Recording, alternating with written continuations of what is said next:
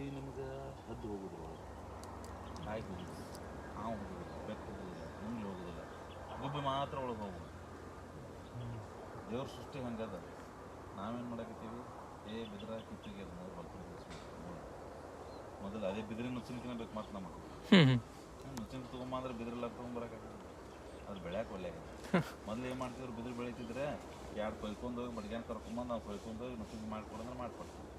ಅವು ಮಾಡಿದವಂಗೂ ನಾವು ರೊಕ್ಕ ಕೊಡ್ತಿದ್ದಿಲ್ಲ. ಜೋಳ ಕಾಳ ನಾವು ಬೆಳೆದಿದ್ವಿ. ಜನರಲ್ಲಿ ಕಂಬಾರ್ಗೂ ಹಾಗೆ ಎಲ್ಲರಿಗೂ ಹಾಗೆ ಸಿಸ್ಟಮೇ ಹಂಗಿತ್ತು. ಏನಿದ್ರು ಪರ್ಚೇಸ್ ಮತ್ತು GST 12%, 8%. ಹೀಗಾಗಿ ರೈತನ ತನ್ನ ಇದು ಹೋಗ್ಬಿಟ್ಟು ಕೋಳಿಗೆ ಹಾರೋದು ಹೆಂಗೆ ಮತ್ತದ ರೈತ ತನ್ನ ಸೆಲ್ಫ್ ಸಸ್ಟೈನಬಿಲಿಟಿ ಮರ್ಯಾಕತ್ತೀವಿ.